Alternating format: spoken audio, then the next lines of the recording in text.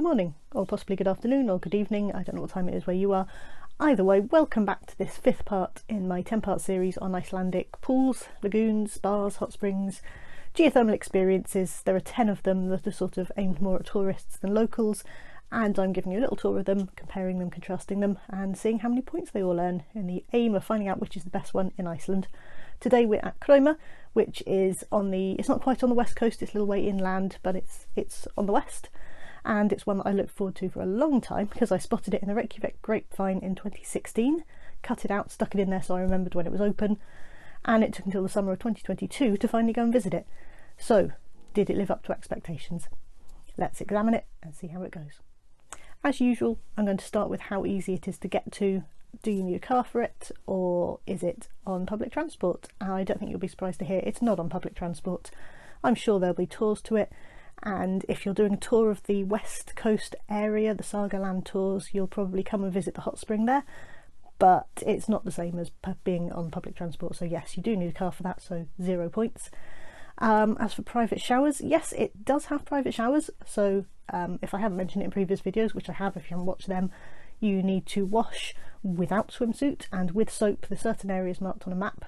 It's not a map, it's a picture of a body, but you know what I mean, you have to see the areas marked before you can go in the water, because the water is not cleaned with chemicals, it's cleaned by making sure you are clean when you go in.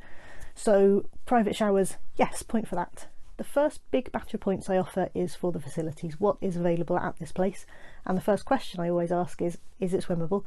And in this case, no, it isn't. Krauma is a series of oversized shiny black hot pots of various sizes and temperatures, so there's nowhere to swim, but it does get a point for hot pots. And if I was offering extra points, it should have extra points because there are a lot of hot pots, but no, 1 point for hot pots. It does have a sauna and a steam room. They are, I think, of the infrared variety rather than the wet steam straight out the ground kind of thing, but they are there. And it does have extras in the form of a relaxing room with an open fire. And I was there in August and they were going backwards and forwards and making sure that fire was still properly lit and properly going and putting extra logs on it. So, I mean, it doesn't exactly get cold in Iceland in August, but it doesn't exactly get hot either, so yeah, you will want to go and sit in the relaxing room at some point maybe. So that is an extra, so that is 4 points for facilities.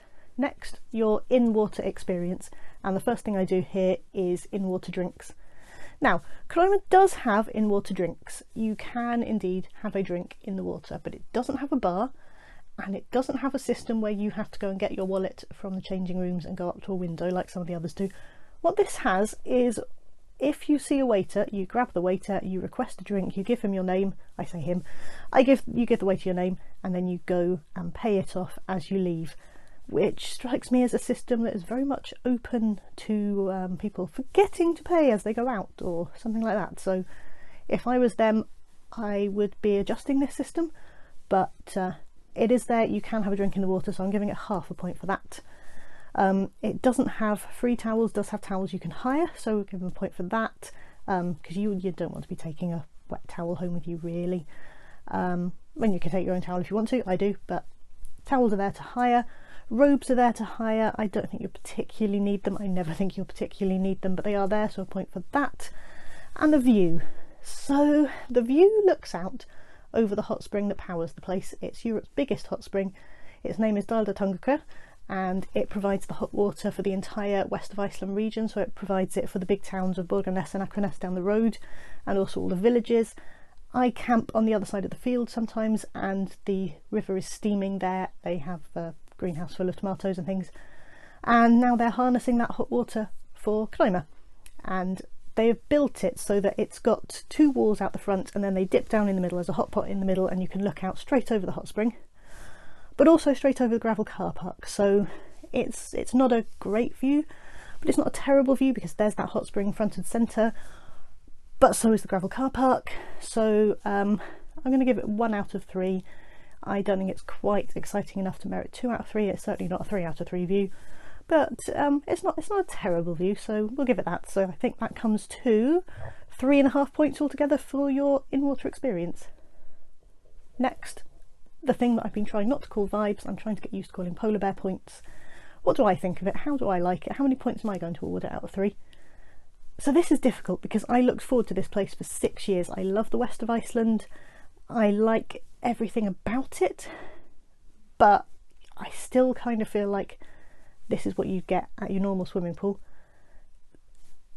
It's hot tubs, it's saunas, it's the stuff you get on the side of anything else, and it's just not quite what I hoped it would be.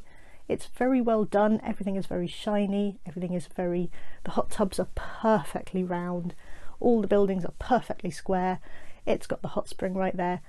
It's pretty wonderful, but I think it could have been a whole lot more, so I'm going to give it 1.5 out of 3.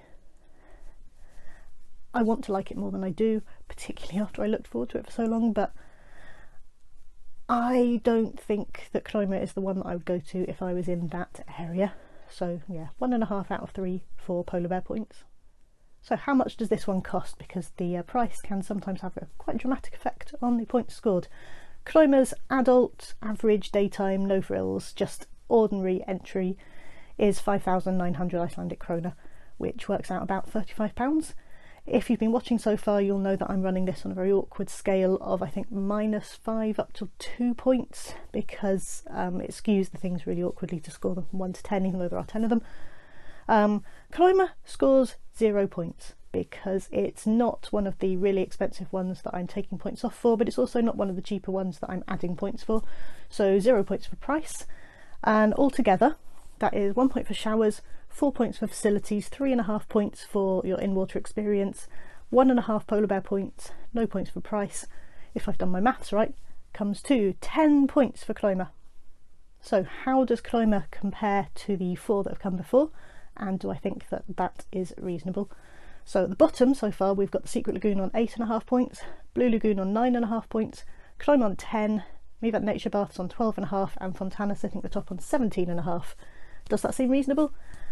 It feels weird that it scores more than the Blue Lagoon, but everything is feeling weird when it scores more than the Blue Lagoon, so we'll let that one go. Is it better than the Secret Lagoon? You know what, I don't know. They're both very different, they both have a fairly limited offer. The Secret Lagoon is only swimming and Krauma is only hot tubs. Maybe it feels a bit odd that it's a 2.5 point higher than the Secret Lagoon, but the Secret Lagoon is very rustic and this is very shiny. I don't know, we'll find out throughout the rest of the series. There's still another 5 pools to go. We'll see how it fits in as we keep going. So thank you very much for watching. Next week we're off to the north coast, I think, to Geosea, so see you next week.